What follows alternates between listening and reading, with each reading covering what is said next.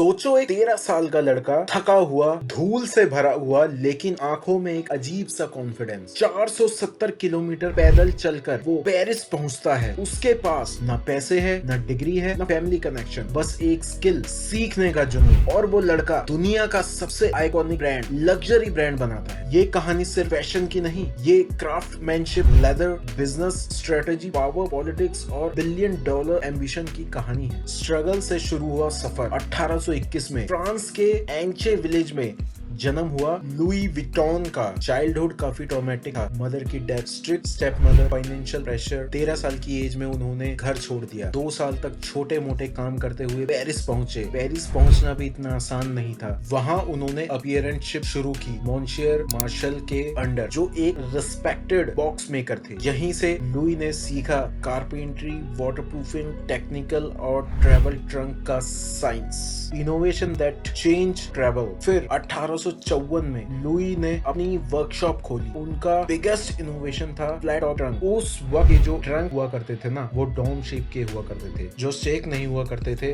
Lewis ने rectangular flat trunk बनाए, जो लाइट वेट भी थे और एयर टाइट भी थे। अब आप पूछेंगे मटेरियल क्या था? शुरुआत में एलवी ने लेदर यूज नहीं किया था आउटर बॉडी के लिए। इंस्टीड उन्होंने एक ट्रीटेड कॉटन कैनवस जो वाटरप्रूफ और लाइट वेट था। ये रेवोल्यूशनरी था क्योंकि लेदर ट्रंक हैवी हुआ करते थे और मॉइस्चर को एब्जॉर्ब कर लेते थे। बाद में ब्रांड ने high quality cowhide leather trim use करना शुरू किया। हैंडल्स और एजेस पर वेजिटेबल टेंडेड लेदर लगाए, जो टाइम के साथ एक नेचुरल एजिंग इफेक्ट जो लग्जरी लवर को पसंद आता। ब्रांड बन गया स्टेटस का सिंबल। सक्सेस तब एक्सप्लोड हुआ जब फ्रांस की एम्प्रेस यूगेनी ने लुईस को अपना ऑफिशियल ट्रंक मेकर अपॉइंट किया। रॉयल अप्रूवल का मतलब था सीधा सीधा elite clients, high society LV trunk खरीदने लगे। लग्जरी का golden rule, perception create power. साथ ही साथ 1870 में फ्रांस पर्शियन वॉर ने उनका वर्कशॉप डिस्ट्रॉय कर दिया। सब कुछ खत्म, पर लुईस ने कमबैक किया। वॉर के बाद उन्होंने एस्नेरिस में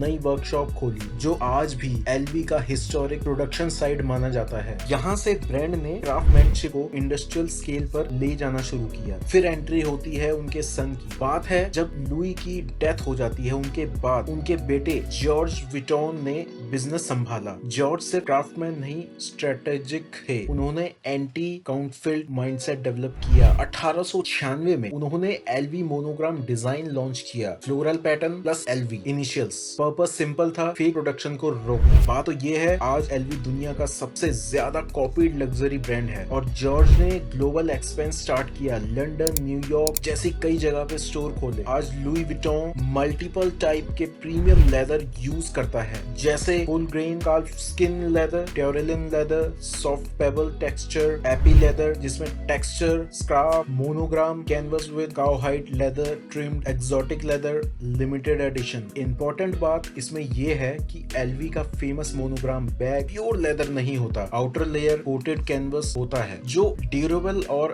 वाटर रेजिस्टेंट होता है। लेदर मेनली ट्रिम, हैंडल और इंटीरियर फिनिशिंग में यूज होता है। बेसिकली लग्जरी का सीक्रेट सिर्फ मटेरियल नहीं होता, finishing, stitching precisely, edge painting और स्ट्रिक्ट क्वालिटी कंट्रोल होता है। 1970 से 80 तक एलवी एक स्ट्रॉन्ग ब्रांड था, लेकिन ग्लोबल लग्जरी कंसोलिडेशन का एरा शुरू हो चुका था। कंपटीशन बढ़ रहा था, कंपनी पब्लिकली ट्रेडेड थी और इंटरनल पावर स्ट्रगल चल रहा था। यहीं पर एंट्री होती है एक एम्बिशियस बिजनेसमैन की, Bernard Arnault. Bernard Arnault originally construction business family से थे। 1984 में उन्होंने struggling textile group Boussac Saint प्रेसेस एक्वायर किया था, जिसके अंदर क्रिस्टियन डायोर भी आता है। आर्नोल्ड का फोकस क्लियर था, लग्जरी ब्रांड खरीदो, कंसोलिडेट करो और ग्लोबल एम्पायर बनाओ। ये बात अब की है जब 1987 में लुई विटॉन मर्ज हुआ म्याउट एंड चेंडोर और हेनरी के साथ, फॉर्मिंग एलवीएमएच। लेकिन मर्ज के बाद इंटरनल फाइट शुरू हो गई बिटवीन एग्जीक्यूटिव। आर्नोल्ड ने स्ट्रेटेजी, शेयर परचेज और बोर्ड इन्फ्लुएंस के थ्रू ग्रेजुअली कंट्रोल ले लिया। 1989 तक वो एलवीएमएच के मेजॉरिटी शेयर होल्डर होल्डर और चेयरमैन बन गए। ये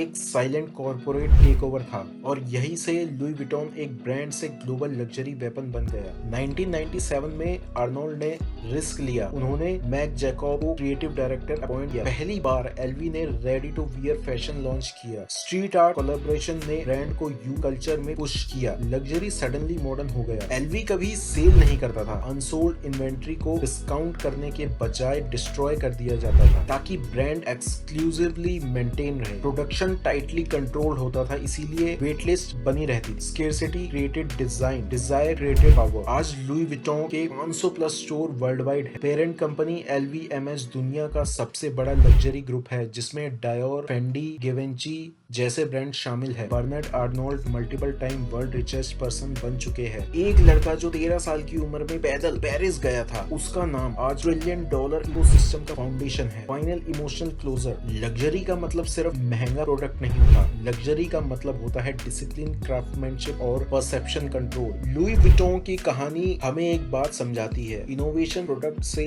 शुरू होता है लेकिन एम्पायर स्ट्रेटेजी से बनता है। और जब क्राफ्टमैनशिप, ब्रांडिंग और कॉर्पोरेट इंटेलिजेंस एक साथ मिल जाते हैं तब हिस्ट्री लिखी जाती है। From trunk to leather masterpiece to global dominant, this is not just fashion, this is power.